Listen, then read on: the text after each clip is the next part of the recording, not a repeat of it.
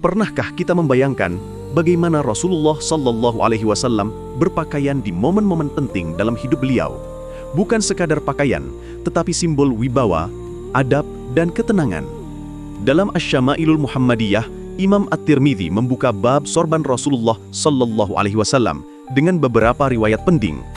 Dari Jabir bin Abdullah radhiyallahu anhu, ia berkata, Dakhulan Nabiyyu sallallahu alaihi wasallam Makkah yaumal fathi wa alaihi aimamatun sauda'u. Nabi sallallahu alaihi wasallam memasuki kota Mekah pada saat penaklukan dan beliau mengenakan sorban imamah berwarna hitam. Bayangkan suasana itu. Kota Mekah yang dahulu memusuhi beliau kini dikuasai tanpa balas dendam, dan Rasulullah sallallahu alaihi wasallam tidak masuk dengan angkuh namun berwibawa dan penuh ketundukan, mengenakan sorban hitam di kepalanya. Dari Ja'far bin Amr bin Huraith, dari ayahnya, ia berkata, Ra'aitu ala ra'si Rasulillah sallallahu alaihi wasallam aimamatan sauda'ah. Aku melihat di atas kepala Rasulullah sallallahu alaihi wasallam terdapat sorban berwarna hitam.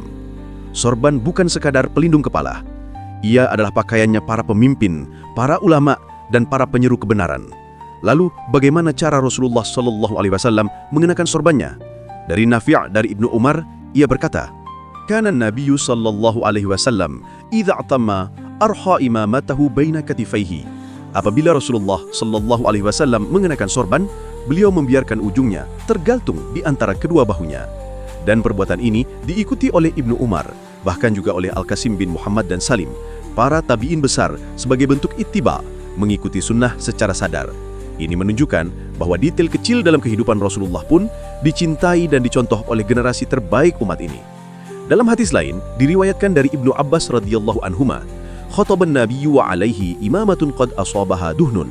Nabi berkhutbah di hadapan umat manusia. Saat itu beliau mengenakan sorban dan sorbannya terkena minyak rambut. Di sini kita melihat sisi lain Rasulullah. Beliau tampil rapi, bersih, dan manusiawi. Minyak rambut, sorban, tongkat, semuanya hadir dalam kesederhanaan yang penuh keindahan. Hikmah besar dari bab ini, Islam tidak mengajarkan kekacauan penampilan. Sunnah Nabi sallallahu alaihi wasallam mengajarkan kerapian, wibawa, dan keindahan. Pakaian bukan untuk sombong, tapi untuk memuliakan risalah. Dan sorban Rasulullah sallallahu alaihi wasallam bukan simbol kesombongan, melainkan simbol ketenangan seorang nabi yang membawa rahmat bagi seluruh alam. Allahumma salli ala Sayyidina Muhammadin wa ala alihi wa sahbihi ajma'in.